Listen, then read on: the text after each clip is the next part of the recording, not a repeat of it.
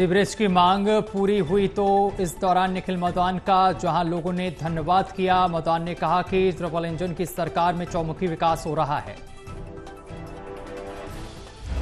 विधायक निखिल मौदान ने लोगों को भरोसा दिलाया कि सोनीपत के विकास में कोई कमी नहीं छोड़ी जाएगी। के अंदर और प्रदेश के अंदर ट्रिपल इंजन की सरकार है और हमारे मेयर साहब भी, हमारे सभी पार्षद भी, हम सब बहुत गंभीर हैं अपने शहर के मुद्दों को लेकर। निरंतर हमारे प्रयास है कि अपने शहर में जो मूलभूत सुविधाएं हैं, चाहे सीवरेज की हो, पीने के पानी की हो, इन समस्याओं के ऊपर काम कर रहे हैं। जहाँ जहाँ पर सीवरेज लाइन बदलने वाली है उनको बदलने का काम हो रहा है, जहाँ जहाँ पर पानी की लाइन बदलने वाली है उनको बदलने का काम कर रहे हैं। कोई भी बड़े हमारे को डेवलपमेंट करनी है तो उसमें समय लगता है। मैं समझता हूँ कि आज हम निरंतर प्रयास हमारे जो है वो अपने शहर के डेवलपमेंट के लिए। करनाल में प्री मानसून शुरू हो चुकी है। बताते चले कि बरसात के कारण कई प्रदेशों में बाढ़ और का तांडव देखने को मिल रहा है।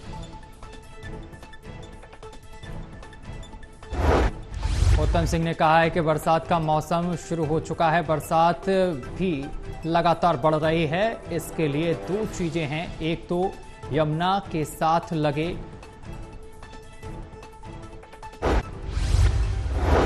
अभी जैसा कि आपको पता है कि बारिश का मौसम है, मानसून है, आ चुका है तो और बारिश भी बढ़ रही है। तो इसके लिए दो चीज़ें हैं, एक तो जो यमुना से लगता हुआ जो हमारा एरिया है जिसमें कि घरोंडा और इंद्री सब डिवीज़न लगते हैं, वहाँ पे पहले से फ्लड प्रिपरेशन के जो हमारे इरिगेशन डिपार्टमेंट के काम चल रहे थे वो नियर कंप्लीशन है, तो वो चीज़ कर रहे हैं।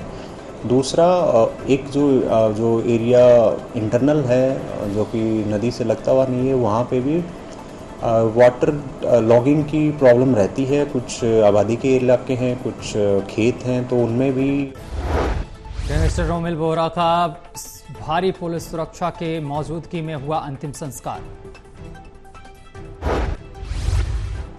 रोमिल के पिता ने कहा कि कोई भी युवा या उसका बेटा गैंगस्टर ना बने, क्योंकि जो हाल हमारा हुआ है वह उसके माता पिता का हो सकता है। दुनिया में मत जाए, उसका बहुत बुरा हाल होता है, उनके माँ बाप का, सबका। जैसे हमारा बुरा हाल है वैसे सबका बुरा हाल होता है। सबको अगर कोई बच्चा क्राइम पे जा रहा है वो बिल्कुल मत जाए अपना। कुरुक्षेत्र में बाइक पर आए कुछ युवकों ने 4 से 5 राउंड हवाई फायरिंग की। गोली की आवाज सुनकर लोगों में दहशत। गांव के युवक कमल ने बताया है कि गांव की मार्केट में उसे गोलियां चलने की आवाज सुनाई दी। वो मौके पर पहुंचा तो देखा कि 3 से 4 लोग बाइक को लेकर भाग रहे थे। मार्केट में खड़े थे, यहाँ पे ना गोलियों की आवाज आई थी, सुनाई दी थी। तो जब आए यहाँ पे भी 3-4 बंदे भागते दिखाई दे रहे थे मोटरसाइकिल से। उस साइड गए लोहार बाजार साइड, हाँ पहुंच गई थी।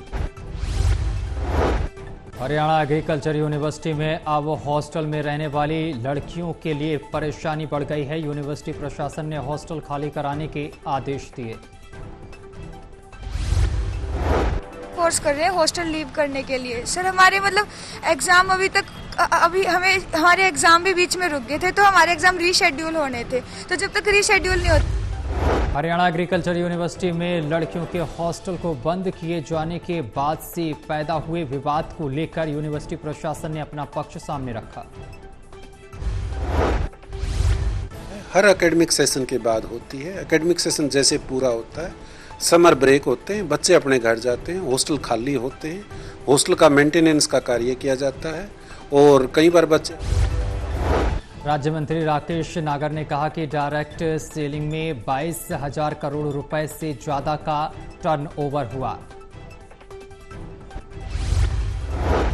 हमारे माननीय प्रधानमंत्री जी ने जो कोविड का टाइम आया उसमें 80 करोड़ से ज़्यादा परिवारों को फ्री में राशन।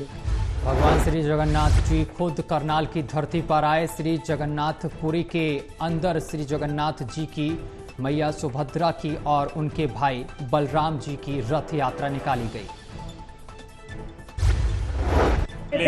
ये रथ यात्रा 3 रथों के विराजमान भगवान की पहली बार निकल रही है और दिव्य रथ यात्रा पूरे हरियाणा में फर्स्ट टाइम निकल रही है। दूर दूर से भक्त